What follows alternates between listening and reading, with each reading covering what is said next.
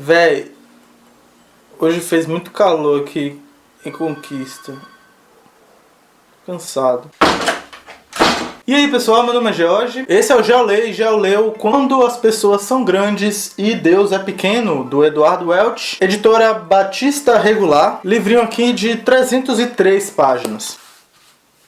Bom, esse livro, como vocês podem ver, ele tá encadernado. Eu comprei ele num sebo, então ele não vem assim da editora, tá? Provavelmente quebrou aqui a lombada e a pessoa encadernou. Eu gostei disso, tem até um livro aqui que eu tô precisando fazer isso, encadernar. Boa ideia. Obrigado aí, você que fez, não sei se tá assistindo isso, mas... E esse livro traz o seguinte subtítulo: Vencendo a Pressão do Grupo, a Codependência e o Temor do Homem. Temor do homem é um termo que tem a ver com todas as outras coisas, e é sobre isso que o livro vai falar. Sobre como nós temos temor de homens. Tememos as outras pessoas em várias circunstâncias, e isso não é bom. Na verdade, isso é pior do que não é bom. Isso é pecaminoso. Nós precisamos saber identificar essas coisas e saber como lidar, como tratar isso, quais são os sintomas dessas coisas, enfim. E tudo isso o Eduardo Welch trabalha aqui nesse livro de uma forma assim, véi, incrível, é muito bom mesmo. Bom, no primeiro capítulo aqui ele vai falar um pouquinho sobre o que seria esse temor de homens, né? Porque, sei lá, será que a gente sabe o que é isso? E aí é engraçado que ele fala que ele, em certa ocasião, ele era um dos candidatos a um prêmio, só que ele estava morrendo de medo de ter que se levantar da sua cadeira para ir até lá na frente, com medo de, no meio do caminho, tropeçar, ou passar vergonha, ou ter que discursar alguma coisa e gaguejar. Com vergonha. Na verdade, isso é temor de homens. Mas enfim, e aí ele com esse medo todo, tomara que eu não ganhe. Nossa, o cara não queria ganhar pra ir na frente. E aí, quando foi anunciar o nome, e o vencedor é Ricardo da Silva. E não era ele. Então ele pensou, nossa, velho, o Ricardo que ganhou.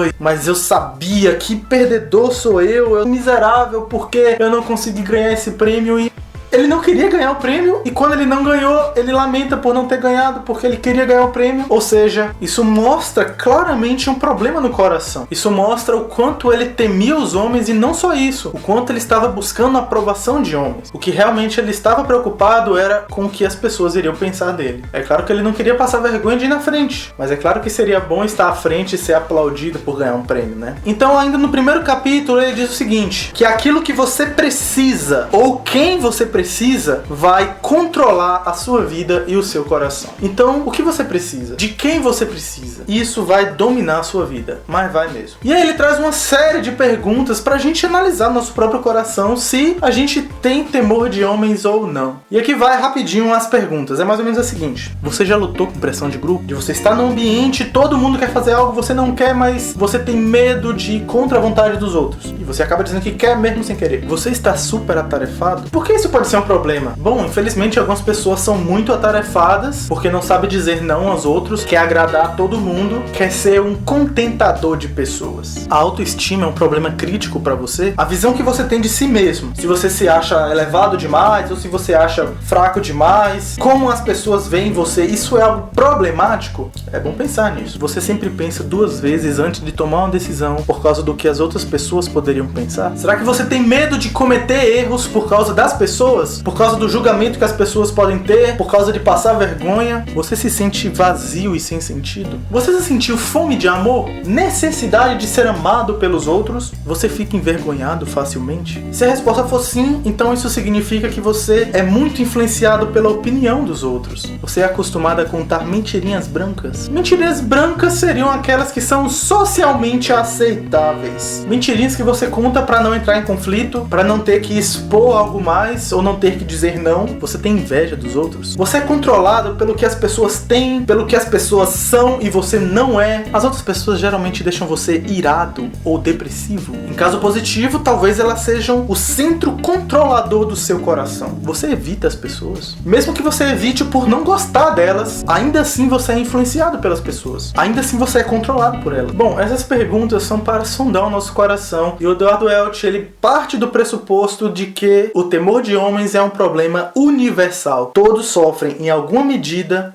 com o temor de homens. E se você, meu amigo, minha amiga, meu irmão cristão, servo do Senhor Jesus Cristo, não acha que você tem problema com o temor de homens, uma palavra: evangelismo. Você tem deixado de anunciar a fé no Senhor Jesus Cristo, com medo de confrontos, com medo de que as pessoas possam pensar, com medo de ser envergonhado. Você tem temor de homens. E você precisa saber disso e saber como lidar com isso. Bacana que o Eduardo Welch, ele diz, no fim desse capítulo, que o caminho do serviço é a estrada para a liberdade. Logo depois, os capítulos restantes são divididos em duas partes. Parte 1, como e por que nós tememos os outros, e a parte 2, superando o temor dos outros. Essa primeira parte de por que tememos os outros é muito massa mesmo. Ele fala de 3 principais motivos que nos fazem temer os outros. Primeiro, as pessoas irão me ver. Segundo, as pessoas irão me rejeitar. Terceiro, as pessoas irão me machucar. Primeiro, as pessoas irão me ver. O problema disso tem muito mais a ver com medo de ser envergonhado, medo de ter as suas fraquezas e os seus pecados expostos aos outros, sendo ridicularizado. Segundo, as pessoas irão me rejeitar. Tem um pouco a ver também com as nossas fraquezas, mas tem muito mais a ver com como as pessoas vão lidar com essas fraquezas. Não é só o fato de as pessoas verem que você não é perfeito, mas é por você ter aquele defeito, por você ter aquele pecado, você não é aceito naquele grupo. Você não é digno de andar com aquela pessoa, entende? E esse medo de rejeição muitas vezes paralisa. Tem gente que deixa de abrir a boca com medo de uma resposta que pode vir de lá. E acaba muitas vezes pecando contra Deus, deixando de falar quando deveria. E o terceiro, as pessoas irão me machucar. Esse é um temor de homens um tanto mais aceitável, talvez, que é quando você diz, poxa, se eu fosse fazer algo, ele ia me matar, ele ia me agredir. Mas biblicamente falando a gente sabe, e historicamente falando a gente sabe também, que muitas vezes os homens de Deus têm que enfrentar esses medos e pregar o evangelho, servir a Deus em obediência e em santificação, ainda que isso custe as nossas vidas. É fácil, Gel, falar isso aqui atrás de uma câmera, ou na frente da câmera, mas eu não tô falando só porque é fácil e aqui é aparentemente seguro.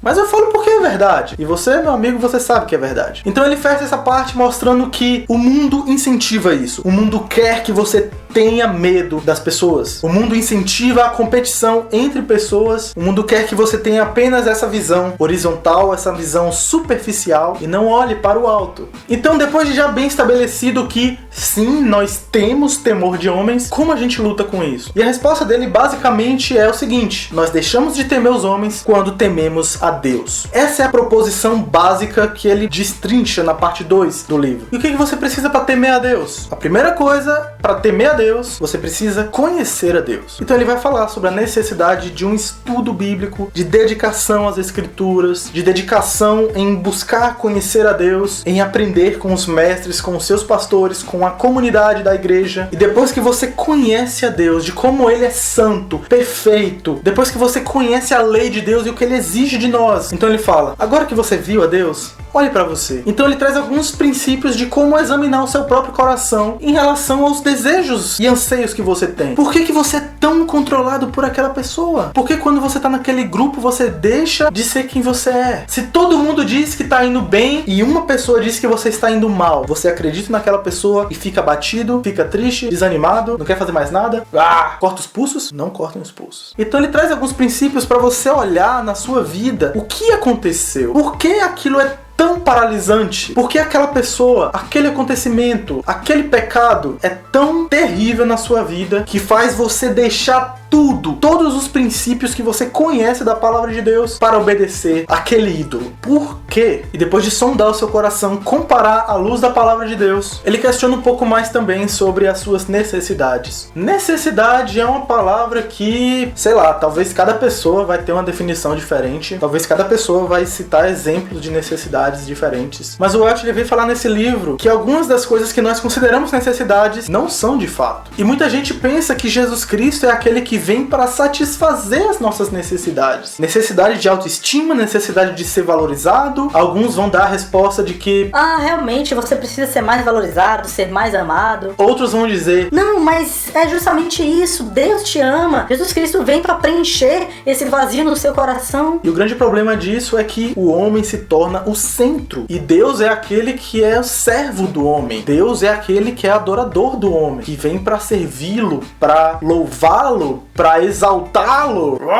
Loucura, meu. Então ele traz algo que vem pra quebrar totalmente esse pensamento mundano que tem entrado na igreja. Jesus Cristo não vem satisfazer as suas necessidades. Jesus Cristo, ele não vem pra preencher as suas ambições psicológicas. Na verdade, ele vem pra destruí-las. E ele faz isso por amor. Aquilo que nós chamamos de necessidade psicológicas, de necessidade de autoestima, de ter o ego amaciado, não são necessidades a serem supridas. São necessidades a serem condenadas à morte. Meu amigo, o centro do universo não é você. O centro do universo não é aquele seu amigo, aquela garota, aquele homem, não é outra pessoa, não é o seu cônjuge, nem seu marido, sua esposa, seus filhos. O centro do universo é o Senhor Jesus Cristo. E nós fomos criados para Ele. E nós só vamos ter plena satisfação em nossas vidas quando obedecemos ao nosso chamado à existência. Glorificar a Deus em todas as coisas e se alegrar nele para sempre. E então vem as boas notícias. Deus é santo. Eu sou pecador. Devo temer a Deus. Estou temendo os homens. Há necessidades psicológicas em meu coração, que na verdade significa egocentrismo, egoísmo. O que eu faço? Jesus Cristo morreu numa cruz para pagar pelos nossos pecados. Jesus Cristo morreu numa cruz para destruir essas malditas necessidades psicológicas, essa necessidade de ter o ego amaciado, essa necessidade de ser muito amado pelos outros, e nos liberta disso para servir e glorificar ao nosso Deus. Esse é o nosso objetivo de vida. É para isso que existimos. E nós nunca encontraremos paz enquanto não encontrarmos esse caminho, um caminho de serviço ao nosso Deus. E muitas vezes o temor de homens, a busca por autoestima, também tem a ver com uma falta de contentamento. Deus tem sido maravilhoso, meu irmão. Conte as bênçãos que Deus tem te dado e ficará surpreso com o quanto Deus já fez.